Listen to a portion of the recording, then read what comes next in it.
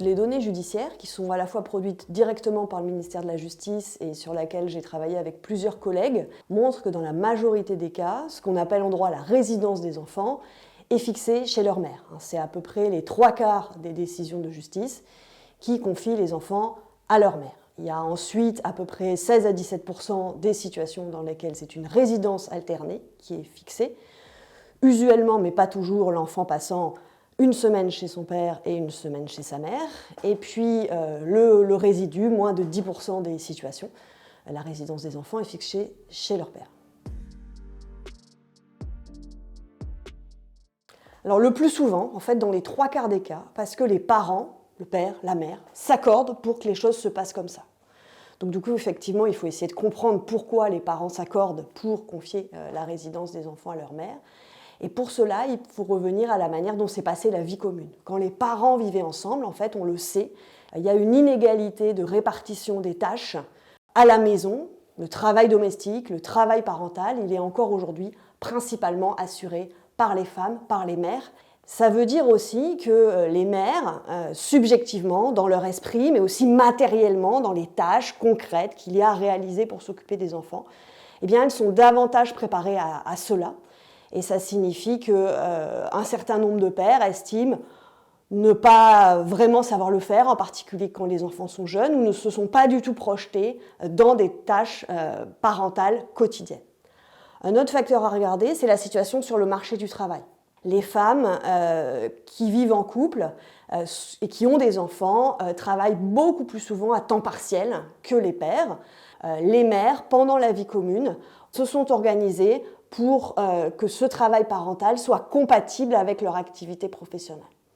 Au moment de la séparation, on voit un certain nombre de pères qui disent « c'est pas possible pour moi parce que mon horaire de travail ne me le permet pas ». Donc c'est vraiment à la fois au travail et à la maison qu'il faut penser cette inégale répartition des tâches entre les parents qui résulte donc sur une perpétuation de ces inégalités, un renforcement même de ces inégalités dans les cas où les couples se séparent.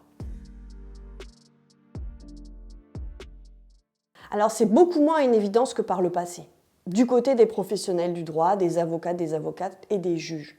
Pourquoi ? Parce que depuis au moins une vingtaine d'années, un des principes qui guide le droit de la famille en France, c'est ce qu'on appelle la coparentalité. L'idée, c'est que les décisions des juges doivent s'appuyer sur ce qu'ils appellent l'intérêt de l'enfant.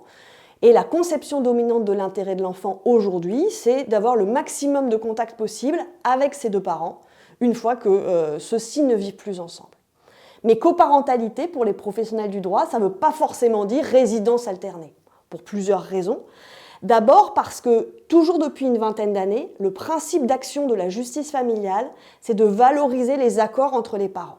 Des juges, quand ils voient que des parents arrivent devant eux en s'étant mis d'accord pour que les enfants passent la majorité du temps chez leur mère, ils ne vont pas remettre en cause cet accord. Et ils ne vont pas remettre en cause cet accord parce qu'ils font en quelque sorte confiance aux parents, ils considèrent que c'est à eux et à elles d'organiser leur vie privée, et aussi parce que ces juges, ces avocates et ces avocats, ils travaillent sur beaucoup de dossiers. Ils n'ont pas le temps d'entrer dans le détail en fait, de ces histoires familiales et d'investiguer d'où viennent ces accords et les éventuelles inégalités sur lesquelles ils reposent. Que le ministère de la Justice n'enregistre pas le sexe des juges qui l'occupent, mais on estime effectivement que c'est en gros les 3/4 des juges aux affaires familiales qui sont des femmes.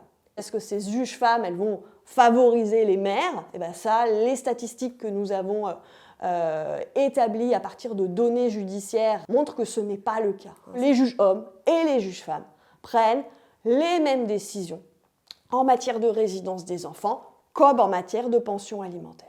L'argument d'une justice entre guillemets féminine qui serait favorable aux femmes ne tient pas quand on analyse empiriquement, quantitativement les décisions de justice. Et puis par ailleurs, on ne peut pas dire que la justice favorise les mères parce que quand on observe les rares cas de désaccord en fait, entre les parents, la mère demandant la résidence principale pour elle-même et le père demandant une résidence alternée ou une résidence pour lui tout seul, en fait, on n'observe pas des décisions judiciaires qui vont systématiquement en faveur des mères.